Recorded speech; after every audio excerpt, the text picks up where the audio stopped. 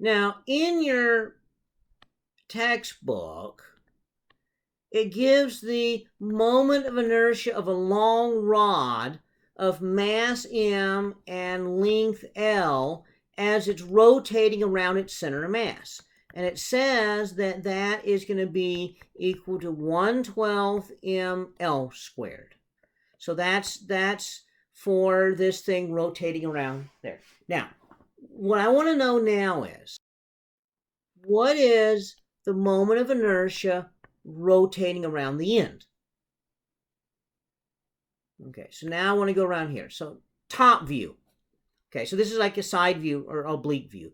Top view. So we're looking down on it, and it's right here, and then it's going to be here, and then it's going to be here, then it's going to be here, then it's going to be here, then it's going to be here, then it's going to be here, then it's going to be here.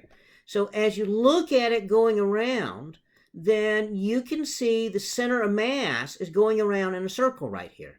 And so the I of the center of mass is just going to be m L over 2 squared, because the center of mass is some distance L over 2 from the end.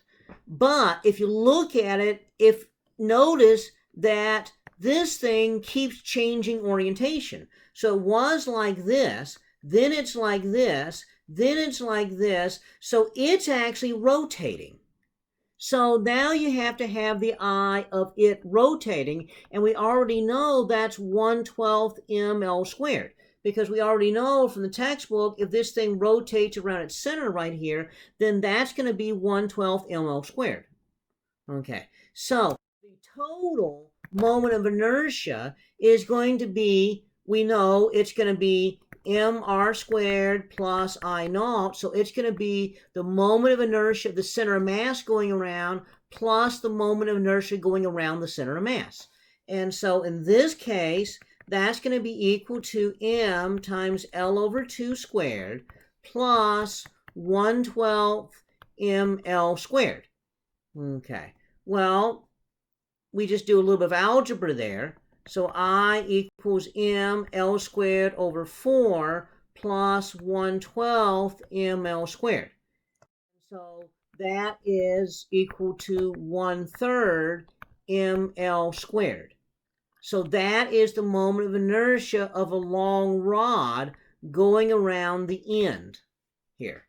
Okay, and so this is how you do it. Now, your book does not give you this equation. It gives you the equation for a long rod around the center of mass. But some of the problems that we do in the homework involve a long rod spinning around its endpoint. Well, that's okay, because now you know how to figure that out. Use the parallel axis theorem.